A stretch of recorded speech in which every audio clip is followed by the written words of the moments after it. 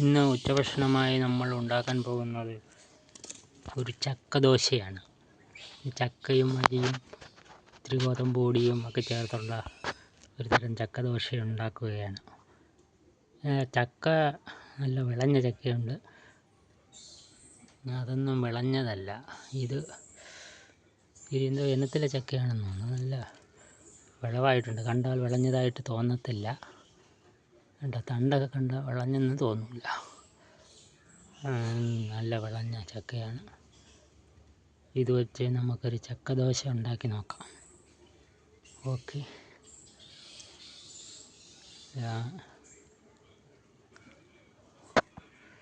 ഇനി ഇളക്കിയെടുക്കണം.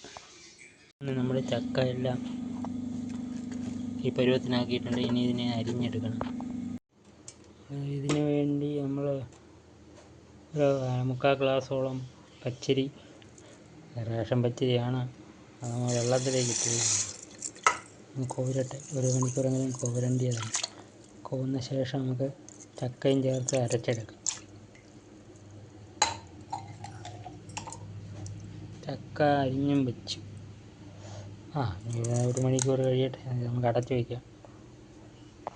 ഇനി ചക്ക ദോശയുടെ ആവശ്യത്തിനുള്ള ഇൻഗ്രീഡിയൻസ്: ചക്ക അരിഞ്ഞ് വെച്ചിട്ടുണ്ട്, അരി കുതിർത്ത് വെച്ചിട്ടുണ്ട്, ഒരു മുറി തേങ്ങയുണ്ട്, പച്ചമുളകുണ്ട്, ഇത്തിരി 1/2 ഗ്ലാസ് ഗോതമ്പ് പൊടിയുണ്ട്. ഇതെല്ലാം കൂടി ചേർത്ത് നമുക്ക് അരച്ചെടുക്കാം.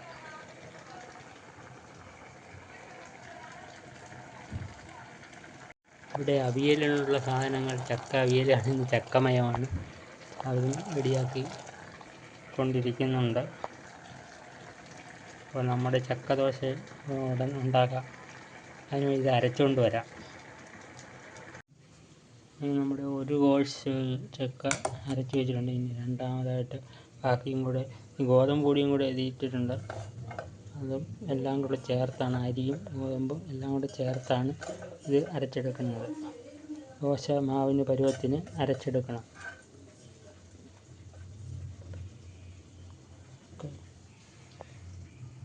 അങ്ങനെ നമ്മുടെ ദോശമാവ് അരച്ചിട്ടുണ്ട്. ഇത് 1 മണിക്കൂർ നമ്മളൊന്ന് വെച്ചേക്കാം. അതിന് ശേഷം ദോശ ഉണ്ടാക്കാം. എമ്പിപ്പൂച്ച മോളിൽ കയറി സങ്കടപ്പെട്ട് കിടക്കുവാന്നോ?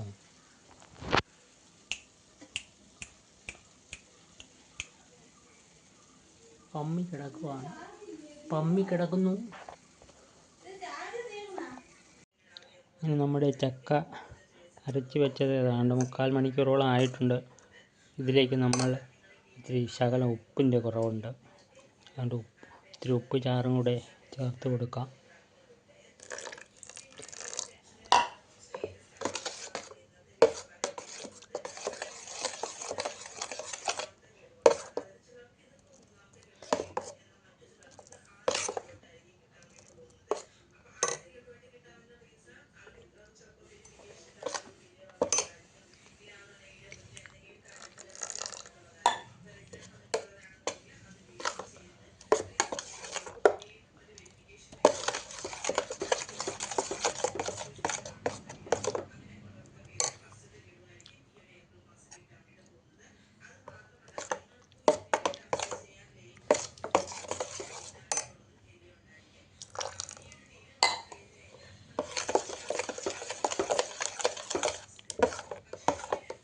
ഇനി നമുക്ക് ദോശക്കല്ല് അടുപ്പിൽ വെച്ച് ദോശ ഉണ്ടാക്കാം. അങ്ങനെ നമ്മൾ കല്ല് അടുപ്പിൽ വെച്ച്, കല്ല് ഏതാണ്ട് ചൂടായിട്ടുണ്ട്. ഇതിലേക്ക് നമ്മൾ ചക്ക അരച്ച മാവ് ഒഴിച്ചു കൊടുക്കുകയാണ്.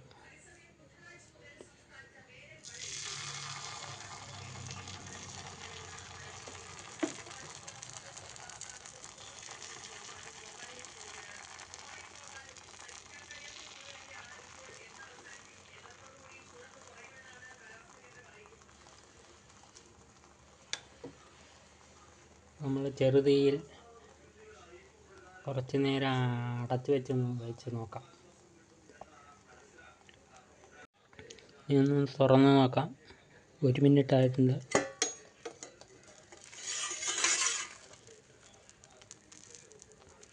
കുറച്ചുകൂടി ആവാനുണ്ട്.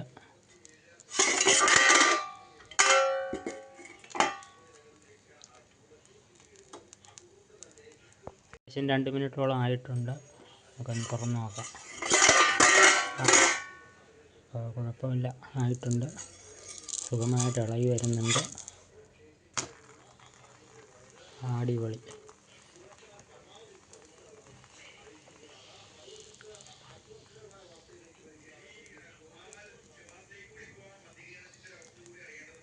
നല്ല വിളഞ്ഞ പഴുക്കാറായ ചക്ക ആയതിനാലാണ് നല്ല മഞ്ഞ കളറൊക്കെ ഉണ്ട്. മഞ്ഞപ്പൊടിയൊന്നും ഇട്ടിട്ടില്ല, മഞ്ഞ കളറാണ്.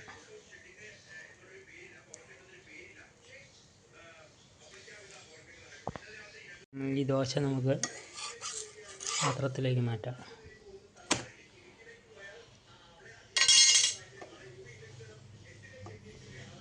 അല്പം എണ്ണ പുരട്ടി കൊടുക്കുക.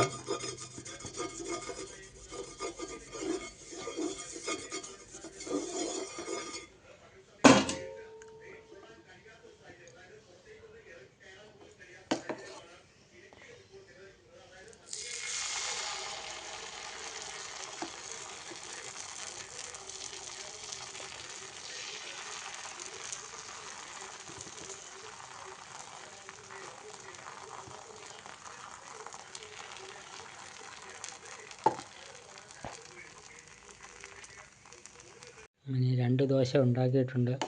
ഇനി മൂന്നാമതായ ഒരു ദോശ സ്പെഷ്യലായിട്ടുണ്ടാകാം. അത് ഇത്തിരി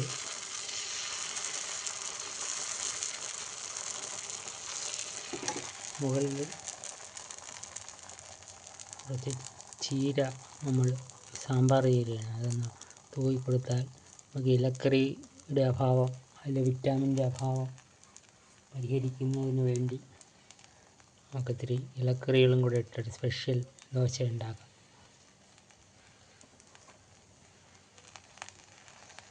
അടച്ച് വയ്ക്കാം, അപ്പോൾ ആവി ഉണ്ടാകുന്ന വാടും. ഓക്കെ, അപ്പോൾ ഇന്നത്തെ നമ്മുടെ ചക്കദോശ റെഡിയായിട്ടുണ്ട്.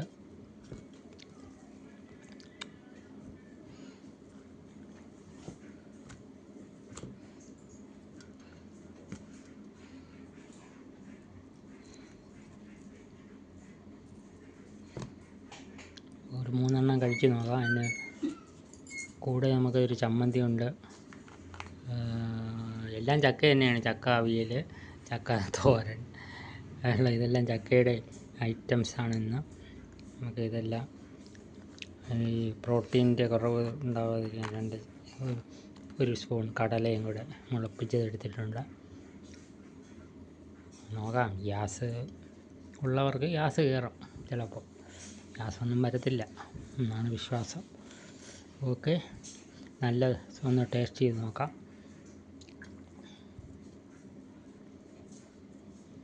ചമ്മന്തി, ആ ചക്കയുടെ അവിയൽ തന്നെ ചേർത്ത് നോക്കാം.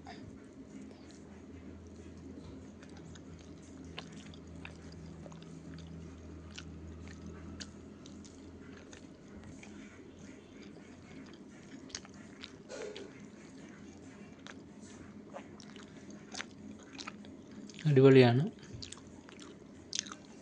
നല്ല ടേസ്റ്റാണ്. എല്ലാവരും ഒന്ന് ഉണ്ടാക്കി നോക്കൂ.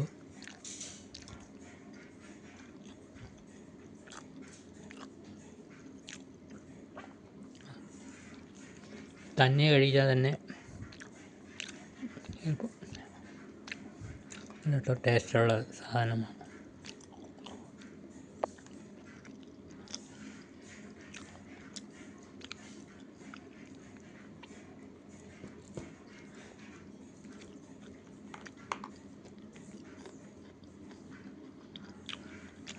കൊള്ളാം.